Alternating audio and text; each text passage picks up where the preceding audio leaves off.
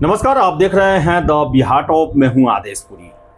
चर्चा करेंगे हम बीपीएससी के परीक्षाओं को लेकर, खासकर 72वीं सिविल सेवा। फिर से आपको हम बता दें कि 70वीं फाइनल रिजल्ट को लेकर भी चर्चा करेंगे और साथ ही साथ TRE-4 और AEDO मेंस लेने की बातें चल रही हैं, इसको लेकर भी हम चर्चा करेंगे। लेकिन सबसे पहले चर्चा करेंगे 72वीं सिविल सेवा को लेकर। सर, सबसे पहले 72वीं सिविल सेवा 1190 के आसपास सीटों की संख्या बताई जा रही है, कुछ सीट हट भी गया।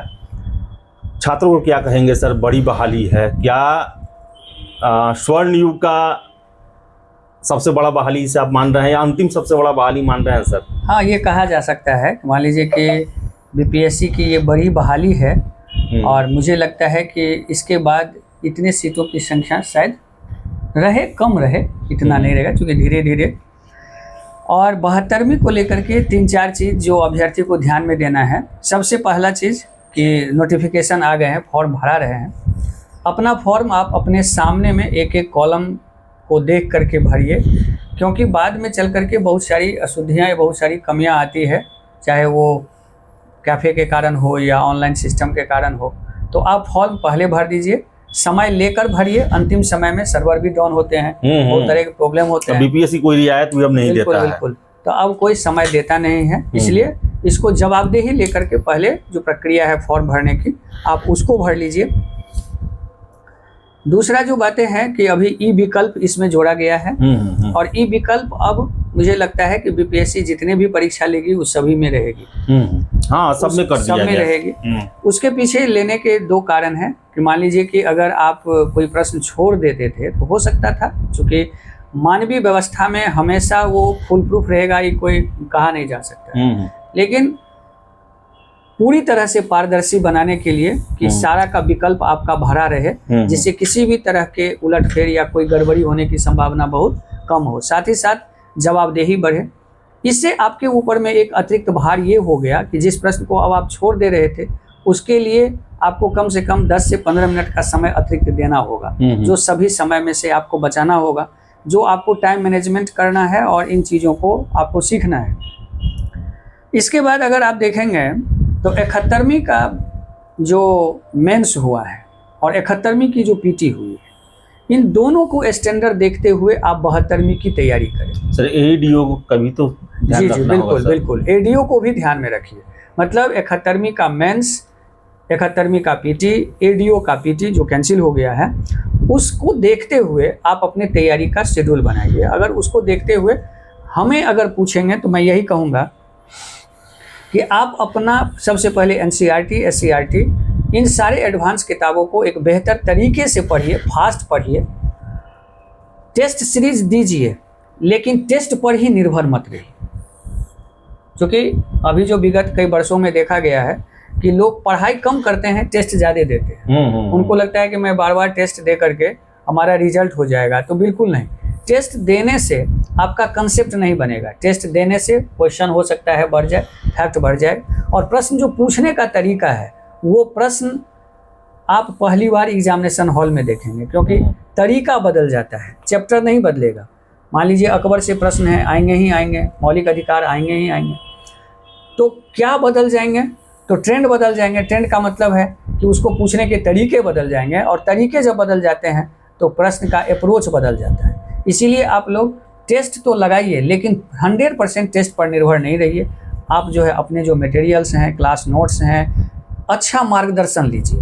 अच्छा मार्गदर्शन का मतलब जो वर्षों से केवल सिविल सेवा को समर्पित हैं, जो भी लोग हैं, आप उनको तलाशिए और उनसे मार्गदर्शन लीजिए, आप अगर सिविल सेवक बनना चाहते हैं तो। ये चीज़ें हैं। जी सर। दूसरा जो मैं आपको बताना चाहूँगा कि अभी आपको आदेश जी बताएंगे ही कि AEDO कैंसिल हुई है, TRE का एक वैकेंसी आने वाली है। ये BPSC का एग्ज़ाम है और AEDO का जो एग्ज़ाम लिया गया, उस एग्ज़ाम में पहला फेज का एग्ज़ाम था। गड़बड़ी की अपार संभावना नहीं होने के बावजूद भी आयोग ने इसे कैंसिल किया है, और इसमें मेंस की परीक्षा जो है सो अब ऐड होगी, जो आप लोग सुन भी रहे होंगे।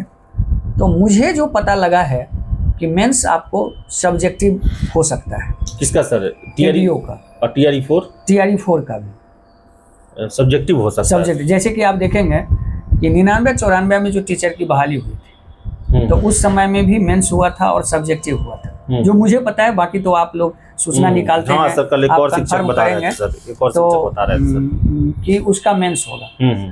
और पीटी में अगर थोड़ी बहुत गड़बड़ी भी हो जाए, अगर मेंस उसमें आ जाए, तो फिर अच्छे लोग जो होते हैं उनका सिलेक्शन हो जाता है, और जो गड़बड़ी करने वाले लोग होते हैं उनसे भी बच जाते हैं लोग। और चूँकि अभी जो आयोग के पास है वो विकल्प बहुत है। मान लीजिए कि ढेरों के भीड़ हैं, उसमें से अच्छे लोगों का चयन करना है, 900-800 लोगों का चयन करना होता है, लाखों 2 लाख 5 लाख में।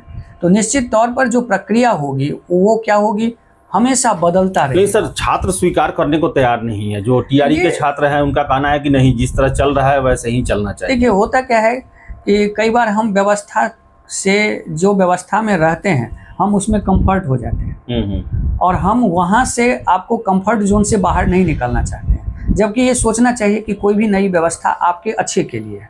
अब जरा सोच लीजिए कि जो धन कुबेर लोग हैं वो तो मैनेज भी कर सकते हैं, लेकिन जो धरती पुत्र हैं, जरा सोचिए उनके ऊपर क्या है, उनको क्वालिटी के अलावा कोई है। इसीलिए उनके लिए फायदा होगा, जो श्रमिक हैं, मजदूर हैं, जो धरती पुत्र हैं, जो श्रम पुत्र हैं, जो श्रमजीवी हैं, उनके लिए ये अवसर होगा कि मेंस में अगर सब्जेक्टिव होगा, क्योंकि वो पढ़ाई से अपनी योग्यता सिद्ध कर पाएंगे। बाकी तो लोग पैसे से भी योग्यता सर एमसीक्यू तो देखिए सर, अब नीट भी कैंसिल हो गया। अब नीट देखिए, एग्जाम कैंसिल हो गया। क्या नहीं हुआ है सो बताइए, क्यों हुआ? तो मान लीजिए उसमें ऑब्जेक्टिव एग्जाम है, उसमें आपको केवल एक फेज का एग्जाम होता है। उस स्थिति में मान लीजिए उसमें भूल चूक होने की गुंजाइश जो होती है वो तुलनात्मक सब्जेक्टिव एग्जाम से ज्यादा हो जाता है। ठीक, तो ये हमेशा प्रश्न दोनों के लिए नुकसानदेह है। अब जरा सोचिए कि नीट का एग्जाम हुआ, तो नीट का एग्जाम हुआ, अब 1-2 महीना 4 महीना या 6 महीना के बाद फिर से एग्जाम होंगे, तो उतना समय तो गया ही गया, प्लस आयोग का भी समय गया। आज मान लीजिए कि लाखों लोग एग्जाम दिए, सरकार का राजस्व गया, फिर से कैंसिल हुआ, फिर से एग्जाम होगा, तो दोनों का नुकसान हुआ। अगर आप एक बार में ये सोचते हैं कि नहीं ये आयोग का नुकसान होता है, तो बिल्कुल नहीं, आयोग के साथ साथ आपका भी अवसर और समय का नुकसान होता है। विश्वास कमी होता समय है। के साथ जो बदलाव है उसको स्वीकार करिए, अपने आप को अपडेट करिए, वो बुरी बात नहीं होती मेरे हिसाब से। जी सर। तो सर ये 72वीं को लेकर सर क्या कहेंगे? सर 72वीं के लिए अब जहाँ सवाल है कि 72वीं आपको जुलाई लास्ट में, 26 जुलाई को, 26 जुलाई अगस्त फर्स्ट सेकेंड वीक तक, यही आप सोचिए 10-15 दिन प्लस। नहीं सर, 26 जुलाई सर फिक्स है। 26 जुलाई को एग्जाम होने वाली है। हाँ। तो इस स्थिति में आपके पास 2 विकल्प बनता है, अच्छा टेस्ट, अच्छा रिवीजन और अच्छी क्लास। ये इसको आप ज्वाइन करिए, लीजिए और उस पर काम करिए। इसी संदर्भ में मैं आप लोगों को अपने तरफ से एक सूचना दे देता हूँ कि हम 17 मई से, 17 मई यानी रविवार शाम 4 बजे से टेस्ट सीरीज शुरू कर रहे हैं, और वो फुल लेंथ टेस्ट सीरीज होगा, जिसका मकसद है आपका संपूर्ण मूल्यांकन, संपूर्ण चीज़ें। क्योंकि आपको पता है कि अपना टेस्ट थोड़ा क्वालिटेटिव टेस्ट होता है, इसलिए मैं लेट से शुरू करता हूँ। लेट से शुरू करने के पीछे मकसद होता है कि मेरे टेस्ट का मतलब होता है कि आपके अंदर में एक संपूर्ण जो व्यवस्था है, टेम्परामेंट होता है एग्जामिनेशन हॉल का, वो डेवलप करना, नहीं कि केवल क्वेश्चन मिलाना। क्वेश्चन मिलता भी नहीं है। अगर लोग सोचते हैं कि टेस्ट सीरीज से हम बनाएंगे क्वेश्चन हमारा मिलता है, नहीं, हमारा टेस्ट सीरीज केवल हमारा टेम्परामेंट तैयार करता है, हमारा साइकोलॉजिकल टेम्परामेंट तैयार करता है। मेरा एग्जाम का मकसद होता है साइकोलॉजिकल टेम्परामेंट को तैयार करना, जिससे कि आप वहाँ पर उन तरह की समस्याओं से न जूझें और आपका रिजल्ट हो जाए। तो ये आपको शाम 4 बजे से ये टेस्ट प्रारंभ हो रही है, 17 जून को, सॉरी 17 मई को। हाँ। और इसी तरह से 19 मई से हमारा मंगलवार है, उस दिन जो है सो पीटी का जो क्लासेज हैं, रिवीजन बैच है, उन लोगों के लिए जो लोग 2 बार 4 बार से पीटी दे रहे हैं, नहीं हो रहा है, बार बार रिजल्ट दे रहे हैं, तो केवल सिविल सेवा को समर्पित होने के कारण मैं आप सभी लोगों को यह आश्वस्त कराना चाहता हूं कि आप कहीं भी पढ़े हैं, 2 बार 4 बार अगर आपका पीटी नहीं हो रहा है तो आप अपने यहाँ आइए, आप निःशुल्क पढ़िए और आप पहले रिजल्ट दे दीजिए, तब आप जो है सो पीटी का फी दीजिएगा। हम भी देखें कि आपका पीटी कैसे नहीं होता है। क्योंकि पीटी अगर नहीं हो रही है तो कहीं न कहीं पढ़ाई में कमी नहीं है, कुछ ऐसा चूक है जो वो एग्जामिनेशन हॉल से लेकर के अपने क्लास स्टडी रूम तक करता है, जिसके कारण पीटी नहीं होता है। मान लीजिए लोग 2 बार 4 बार पढ़ेंगे आदेश जी, तो पीटी तो होना ही चाहिए। अगर पीटी में असफलता हो रही है तो इसका मतलब है कि आप कुछ ऐसा गलती कर रहे हैं जो गलती आप हमेशा करते आ रहे हैं। तो हम उन्हीं गलतियों को दूर करके आप लोगों का रिजल्ट के लिए उत्तरदायित्व है, क्योंकि सिविल सेवा को समर्पित होने के कारण ये हमारा दायित्व है कि अगर आप असफल हैं तो कहीं ना कहीं हम असफल हैं, क्योंकि हम तो सिविल सेवा के अलावा कोई काम करते नहीं हैं। तो इसीलिए अगर सिविल सेवा में अगर कोई अभ्यर्थी मार्गदर्शन को लेकर या किसी कारण से अगर असफल हो गया तो असफलता तो हम लोगों की हो गई, हम लोग क्यों बैठे हैं, या हमारे जैसे जितने भी लोग हैं उनकी हो गई। क्या गलत कह रहे हैं? तो ये चीजें हैं, इसलिए आप 19 तारीख को, पहले तो 17 तारीख को आप लोग आइए, शाम टेस्ट दीजिए, दूसरे से अलग करिए कि ये टेस्ट कैसे अलग है, और फिर 19 तारीख को आप उस रिवीजन बैच से जुड़िए और 100% पीटी का रिजल्ट पाइए 72वीं में। ये हमारा आपसे एक विश्वास है, वादा है जी सर। और कोई बस हो गया सर, अब तो 72वीं ही पीटी मेन है, 75 दिन बचा हुआ है, तो जी जान झोंकने का समय सर आ गया है। बिल्कुल बिल्कुल। और बड़ा बहाली देखिए, पीटी जो है वो आपको बहुत बड़ा एग्जाम नहीं होता है, लेकिन आपके लिए बहुत बड़ा मौका बनता है, क्योंकि पीटी यह तय करता है कि आप मेंस लिखेंगे या नहीं लिखेंगे, और जब तक मेंस नहीं लिखेंगे तब तक पदाधिकारी नहीं करेंगे। जी सर। इसीलिए पीटी नहीं होने से 2 इफेक्ट पड़ता है, पहला आपका साइकोलॉजी कमजोर हो जाता है, दूसरा आपके अंदर भटकाव हो जाता है। आप सिविल सेवा के होते हुए भी आप वनडे में लग जाते हैं,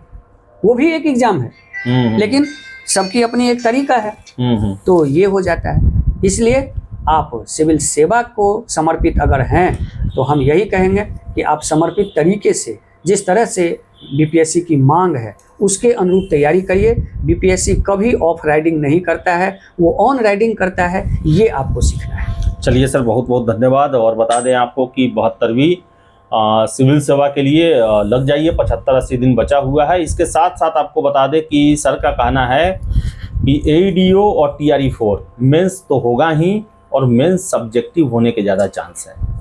तो ऐसे में आप जितने भी कैंडिडेट हैं, आप सभी लोगों को पहले से तैयार रहना पड़ेगा, और जब आयोग सरकार ठान लेगी तो आप कुछ भी कर लें, फिर बैक नहीं होता है। और हाँ, बीपीएससी का इतिहास देख रहे 4-5 सालों से परिवर्तन हमेशा कुछ ना कुछ हो ही रहा है।